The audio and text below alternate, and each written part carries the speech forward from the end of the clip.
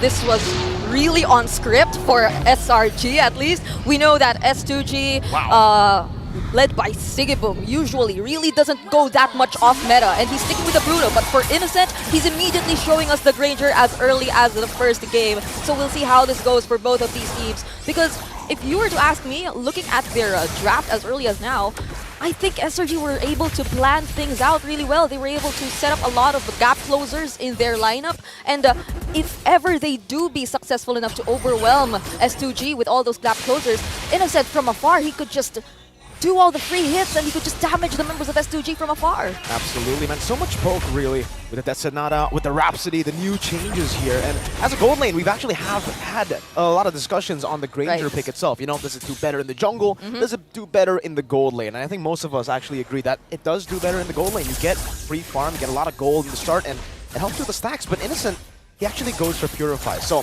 this is also, I think, something that we can talk about for the Granger. You are pretty elusive with it. You're actually quite slippery with the new Granger. You actually dash quite well. So the Purify is a really good choice for Innocent to just escape from the CC that S2G can provide towards them. Yep, and I'm eager to know and how he decided to go for his emblem builds. We're seeing the Impure Rage as well, and all you know is that if you don't really rely on mana, you get that additional passive returned on your HP instead. So you get to see an additional layer of sustainability perhaps for Innocent by the time he really wants to, or if S2G even attempts to go for him in the early stages of the game. But Selangor Red Giants, it does seem like they're actually preventing this brute force playstyle come out from S2G. We know for a fact that it's one of their specialties. They really want to force things out early on, but it's SRG! Sky is really dashing forward. That's a good Terrify and a taunt down onto Begin.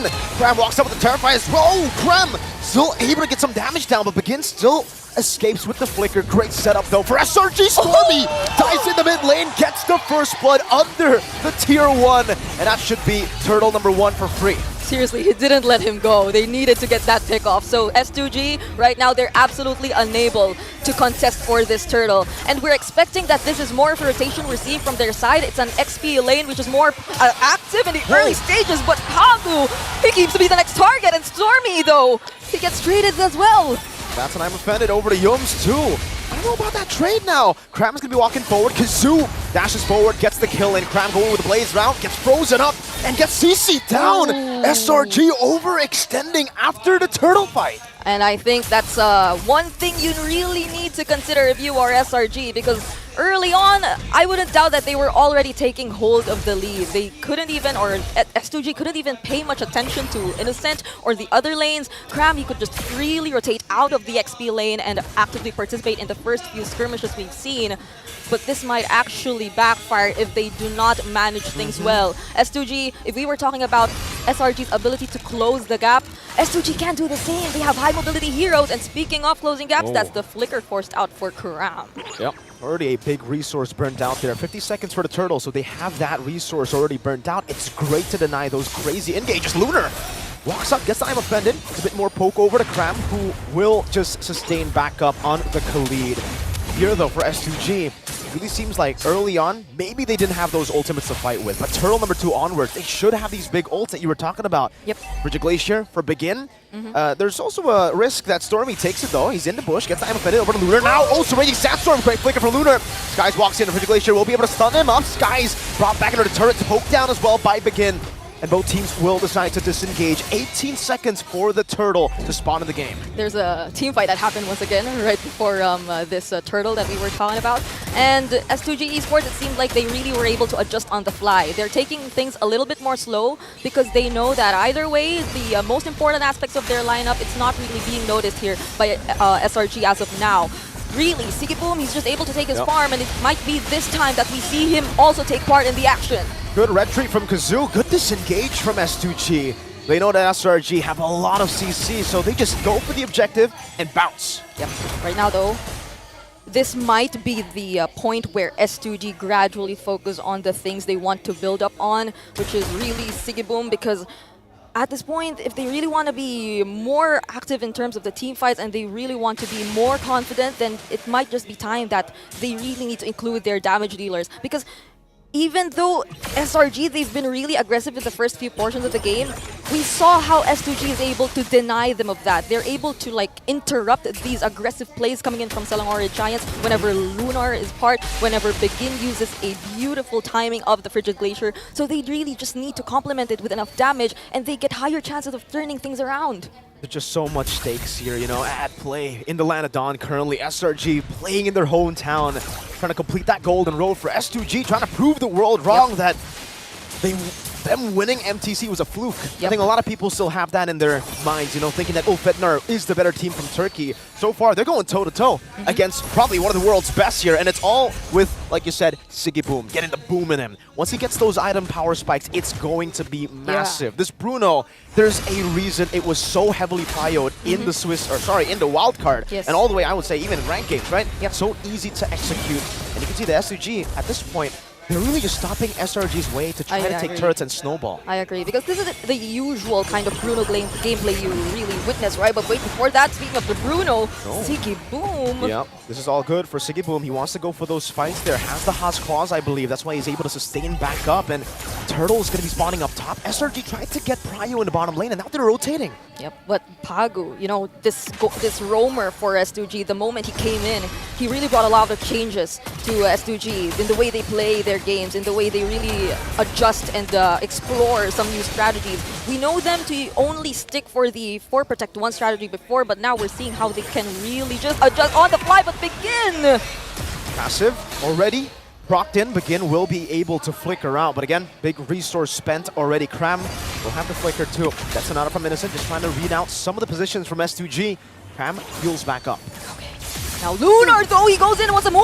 Right, I'm offended, and that's Raging Sandstorm that catches Begin in the back. Will be caught. Pops in Frigid Glacier earlier. Lunar's still there, and it's going to be free hitting for sigibum into there. Kazue with the dive. Sky's taken down, and it's still catting away as Kazue goes in. Yum's isolated from the rest of the team, and Kazue will double kill his way into a Turtle Prio. Stormie with a Terrify onto the midst of it all. Going for the guiding whip, but gets boomed down by Mr. Sigibum, and Pagu.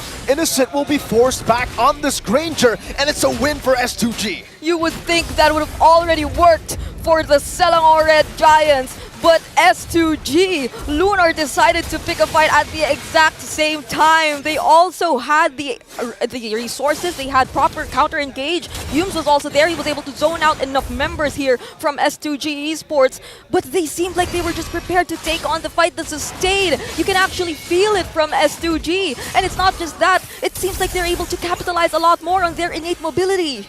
It's so crazy. We were talking about the range for Innocent too, but what he makes up for in range, I think he lacks damage. Innocent hasn't really been able to put on the damage onto S2G. Maybe this Granger pick was just not that good against healing. I feel like the Mathilda has really been able to help them out in these sticky situations, and we do have a technically late game too now, right? I mean, he stacks up, he gets way more ways to poke with Rhapsody and the Death Sonata as he stacks up later on, but it does seem like we're just going to get back into the game again.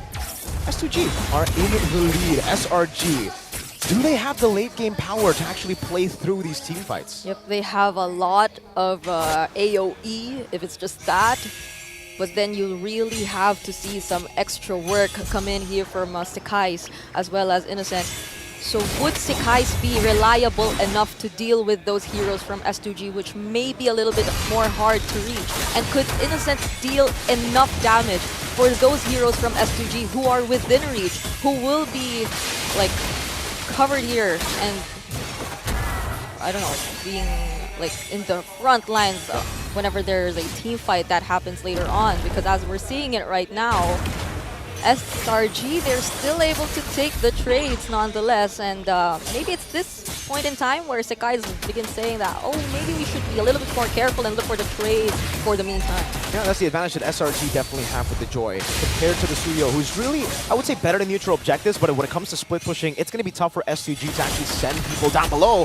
Pagu, you can see that poke damage from Innocent, and that's why we asked the question, is Granger a mid-game pick or a late-game pick? Because you can see that damage already build up. Pagu still able to heal up. Lunar goes behind Offended over to Yums. The freeze as well, poking him down. Kramm will try to shot a bit more damage over to S2G, but both teams are just poking each other. Yeah, definitely for SRG, this is the time they need to capitalize on their poking capabilities up against S2G Esports. We don't see as much sustain or in terms of like the tanky heroes from S2G as compared to SRG, so they definitely can take advantage of that. But once S2G decides for a commit, though that's the I am offended already used here, then SRG, they really need to be careful. But as we're seeing it right now, they're slowly getting hold of what to do during this slower dance. You can see the poking game that we were mentioning in the early game for Innocent. It's happening here in the mid-game. It's Yasamai the Stormie gets an I'm offended over to 2. Innocent guns him down. The combo in the back. It's a Raging Sandstorm and an AOG. That's a double. And Selangor Red Giants, they are finally online in the 10th minute of the game. They have enough ways to scout for the members of S2G, and it seems like the plan is to take them by surprise. What a play from Stormie there, catching 2 members, 2 crucial members. And once you take out all of the frontliners, then that's easier access for Sekyss and for the rest of the members to just take out the remaining members of S2G. Let's check out that instant replay right there. Look at Stormie. Look at Stormie. And even when there was a beautiful usage of the Frigid Glacier, it was a bit too late. They had no other resources to prevent the aggression from the other members of SRG. There you go. That's SRG. Or was that the first few minutes? Man, SRG, we were talking about it, the targeting was not it. And then they just had to adapt in on the go, right? They just had to, I would say, yeah, adapt and get used to the pressure they're feeling here in as the hosts. And they're here with it. It's a Lord in the mid lane charging down as a holy defense. Already procced in. SRG utilizing Innocent's range. Wow. Poke them down. Lunar's half HP. The defense is still good. They are able to get rid of it. No Innocent, though, is cutting them down. He has a Datsunada. One more shot. Lunar low. The photo saves Pagu and Lunar. And they're forced back in their own base. That was so aggressive from Innocent. I mean, they had an idea. There's still no flicker for Lunar, so there won't be any surprise setups just yet. But there's a circling eagle. So Pagu is trying to run away. The Datsunada hits, but he still is able to escape with the guiding win. And S2G defend. No base turrets taken down. All right, so S2G, they're still able to defend this in some ways. But SRG, it seems like this was the moment they've been waiting for. Now that S2G might just be gradually trapped in a certain area in the map, SRG, they can play around things a lot more. They have, again, I kept mentioning the Avatar of the Guardians, but they also had the Raging Sandstorm. And as long as they are able to prevent Lunar from doing his job of being the first one to take SRG by surprise, or even preventing and interrupting these attempts from SRG, then there seems to be no problem anymore. They just need to force out the necessary skills that S2G keep on capitalizing for the counter engages, and then there's nothing stopping them from being too aggressive against S2G. And at this point, I think for S2G, the game plan is we're just going to try to out-sustain you in the fights or get a massive combo. But SRG are never, or should never actually commit to a full fight unless Innocent gets some trades, right? Shoots them from afar, gets them really low, or there's a neutral objective to fight for, then they would go in. But here, they're just going to utilize that range that we were talking about, and man, Innocent, Pagu, now he's feeling it. Now he's feeling that damage. Yep, I'm pretty sure SRG, they're just trying to be disciplined at this point, but at the same time, still putting themselves out there, trying to make their dominance felt here against S2G. And even in terms of gold, the gold laners, you can already see just how ahead Innocent is. He's already fulfilled on this Ranger, which explains the damage that Pagu itself cannot even sustain. Now, it gets really concerning for S2G because they do not have catch that can actually go for Innocent. And if you do dive in, you're going to be caught by all the sustain. Lunar's low again. Every single time you walk on a base, that's a circling eagle. This very aggressive Pagu. He goes away. Kramm Raging Sandstorm and the flicker to read him out. Pagu in the skies doesn't even matter. He was able to set up for an anticipated guiding wind dash towards that area. But even then, he flickered towards Pagu, taking out that sure pickoff, and now S2G Esports, this might just be an attempt from SRG to again commit a team fight, but they walk safely towards their tier 3 and force out the Frigid Glacier as well from Lunar. It's a bait, or a trade rather, Innocent with the flicker, or sorry, Purify, baited out by the Frigid Glacier there. Still think for SRG though, they're just going to take it slow, right? There's no reason for them to actually push in, and even though Innocent uses Purify, it's a safety net that you lose out, but when it comes to the siege, you're never really going to be in a position where you should be caught, right? You have so much range, and they're just going to use this with Innocent on it. Let's see how they manipulate these waves. Is it going to be a three-wave push, or are they going to take it slow? It seems like it will just be a three-wave push. They're looking for possibly the end. Yep, and this mid lane turret won't last for long.